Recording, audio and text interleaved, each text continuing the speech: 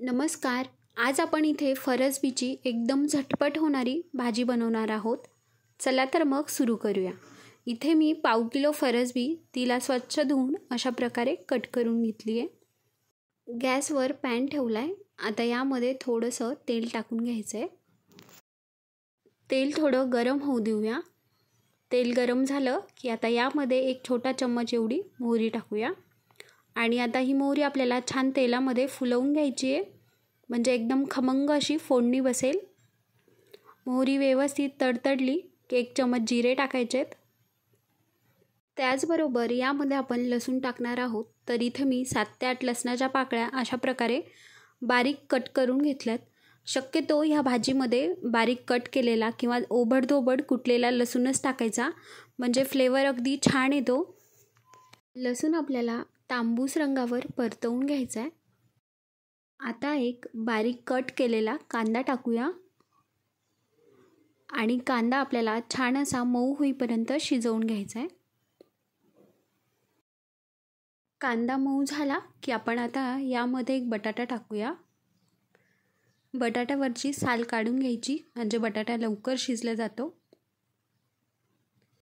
तेलामध्ये थोडा वेळ परतून आपण या बटाट्यासाठी एक वाफ काढून घेणार आहोत, म्हणजे बटाटा अगदी लवकर मऊ होईल. यावर झाकण ठेवूया आणि अगदी 2 मिनिट मंद गॅसवर एक वाफ काढून घेऊया.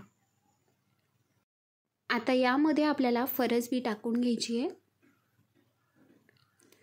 आणि आता ही फरसबी आपण तेलामध्ये व्यवस्थित मिक्स करून घेऊया. तेलामध्ये फरसबी मिक्स करून झाली की आता आपल्याला यावर झाकण ठेवायचं आहे आणि 2 ते 3 मिनिट याची वाफ काढून घ्यायची आहे. जास्त वेळ आपल्याला इथे फरसबी वाफवायची नाही आहे, त्यामुळे शेंगांचा रंग थोडासा बदलू शकतो. म्हणून अगदी 2 ते 3 मिनिट आपण इथे वाफवून घेणार आहोत.